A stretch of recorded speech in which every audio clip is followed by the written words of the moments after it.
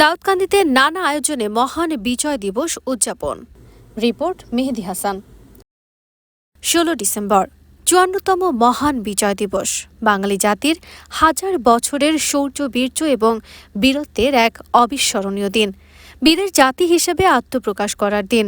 পৃথিবীর মানচিত্রে বাংলাদেশ নামে স্বাধীন ভূখণ্ডের নাম জানান দেওয়ার দিন।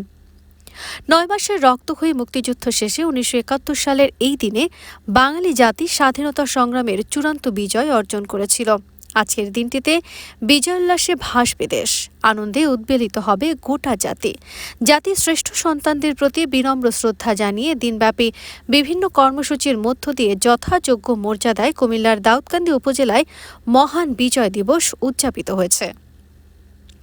দিবসের প্রথম প্রহরে জাতির শ্রেষ্ঠ সন্তান বীর মুক্তিযোদ্ধাদের স্মরণে স্মৃতিস্তম্ভের বেদিতে পুষ্পমাল্য অর্পণ করেন, শ্রদ্ধা জানান উপজেলা নির্বাহী অফিসার নাইমা ইসলাম, বিএনপি নির্বাহী কমিটির সদস্য ডক্টর খন্দকার মারুফ হোসেন, উপজেলা প্রশাসন, পুলিশ প্রশাসন ও বিভিন্ন দপ্তরের কর্মকর্তাবৃন্দ। এরপরে স্মৃতিস্তম্ভ সর্বসাধারণের শ্রদ্ধার্ঘ্য নিবেদনের জন্য উন্মুক্ত করা হয়। এ সময় জামায়াতে ইসলামী, মুক্তিযোদ্ধা, বিভিন্ন সামাজিক ও রাজনৈতিক দলসহ সর্বসাধারণ স্মৃতিস্তম্ভে ফুল দিয়ে জাতির শ্রেষ্ঠ সন্তানদের স্মরণ করেন।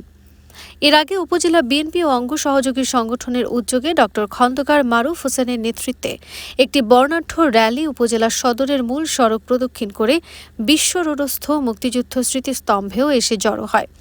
উপজেলা অফিসার্স ক্লাবে মুক্তিযোদ্ধাদের সম্মাননা প্রদান, আলোচনা সভা, বিজয় মেলার সমাপ্তি করে উপজেলা প্রশাসন সর্বশেষ শহীদ রিফাত পার্কে বিএনপি আয়োজিত কনসার্টের মধ্য দিয়ে দিবসটির পরিসমাপ্তি ঘটে।